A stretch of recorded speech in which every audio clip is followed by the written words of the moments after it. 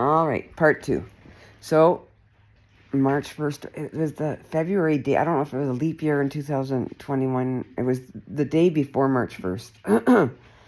I did that diaper thing, and it was 8 o'clock at night or something, and we're fucking laughing our asses off, and I'm like, Mom, I'm gonna pee, and she's like, I am peeing. Oh my God, we laughed. Yeah, and she sat, and her eyes rolled back, and I called Tara. What do I do? She said, call an ambulance. I said, COVID. She goes, not here, Tina. It's Winchester. It's a small community hospital. Everybody knows you guys. They'll put you in the ambulance back, and you'll be with your mom. If, you know. I didn't know what to do. I did call an ambulance because I didn't. Her vitals, yeah. Just to get her stabilized. So the medic showed up and brought her to the hospital. I was in so much pain. That, after all of that, being at the hospital like 20 hours a day, driving back and forth an hour, lifting Mom, changing her. Ooh. I was, phew. And that day was a hard day. And I mean, pain, whatever, but the cold, and it was ice storm. I got a call from the doctor at the hospital. She says, Tina? I said, yeah.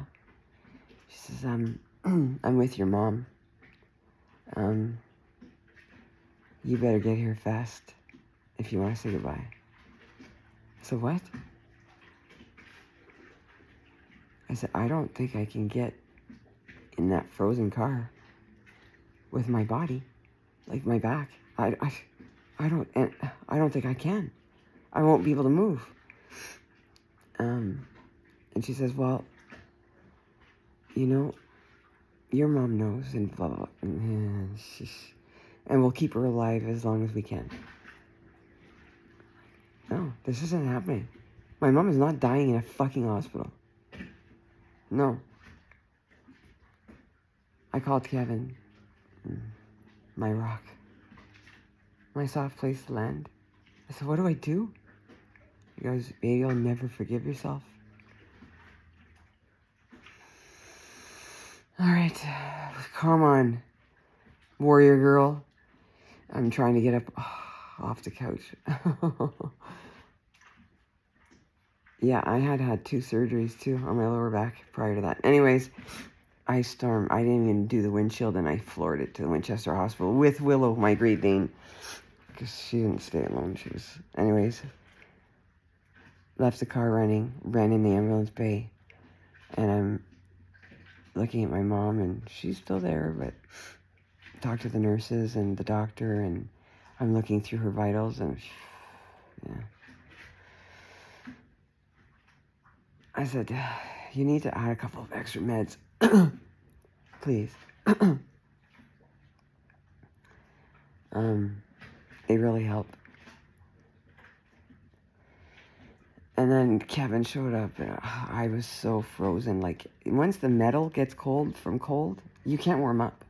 It's like putting your tongue on a metal, but from the inside of your body. And I have a plate here. I have plates everywhere and screws, and you can't warm up. I was...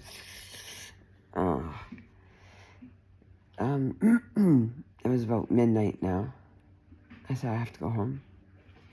I can't stay. I'm gonna die from, my cortisol from the pain. I'm gonna go home. And the nurses were sweet. And they said, Tina, we will call you. Anything. You know. We know that you're passing. Death rattle, blah, blah, blah. Yeah. We will call you, and you will have time to get here. Okay, I was so exhausted. It had been so much. Sometimes I was up 48 hours. It's crazy. And Kevin, fucking strongest man I've ever known.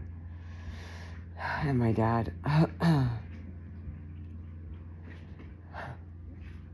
got up the next morning. Wow, they didn't call. I called the hospital right away. And the nurse, she was still there. She goes, I stayed on, I was waiting.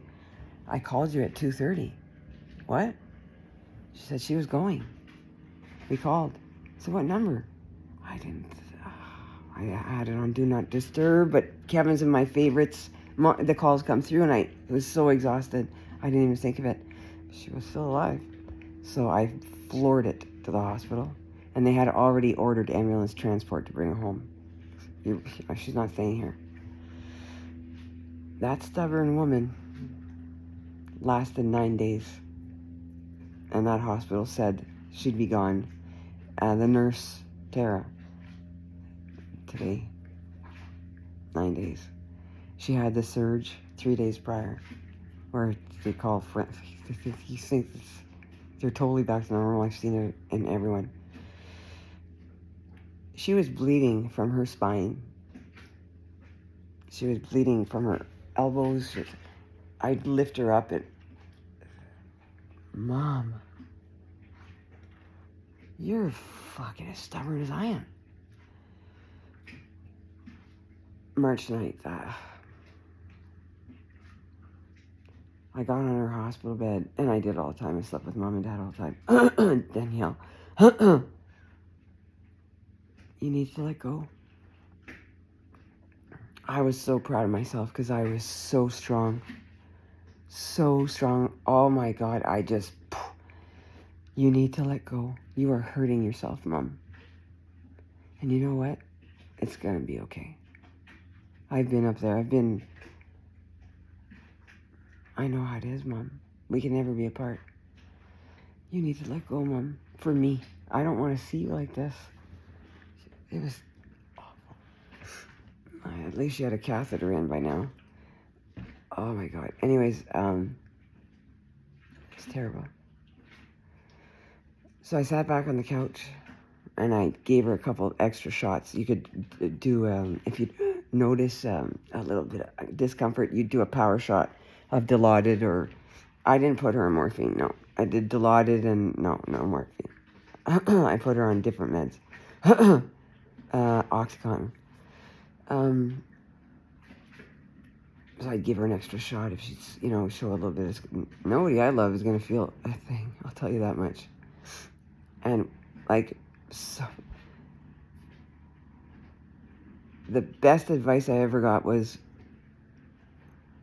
what are you going to do, kill them? They're dying. You give them an extra 5 milligrams or 10 milligrams of morphine or something, and they pass. And I went, wow. I was asked to write a palliative caregiver booklet for the Ottawa Hospital, and that's what I was going to call it.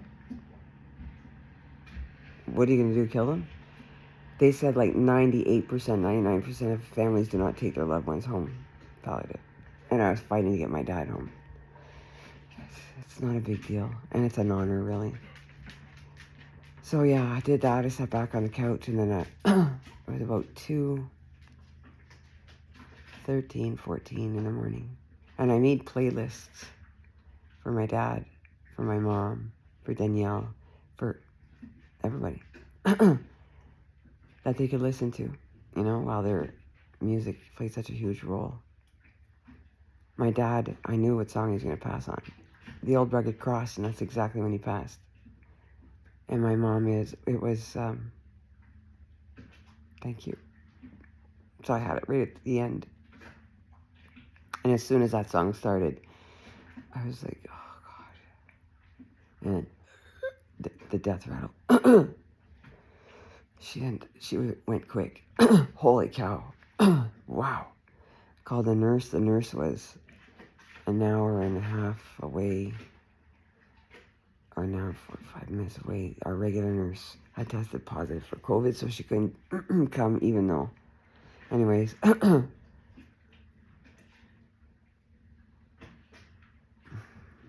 I straddled my mom on that hospital bed, and I heard this visceral, almost demonically painful, just from the depths of your soul heart scream. I heard it. It was me. Oh my God. And then I fell on top of her sobbing. And when I fell on top of her, all the oxygen, it just... And then I had to call time of death. It's not something you want to do.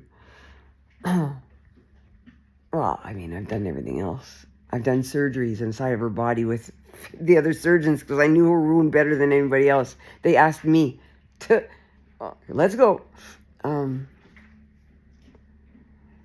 Listening to her heart, and I mean, I know that heart. I laid my head on that heart many times, and so yes, 1 minute, nothing. Nothing. Not a beat, no striations, nothing. Then you take your flashlight on your iPhone, or if you don't have one, you grab a flashlight and a pin, and you hold it in the eye.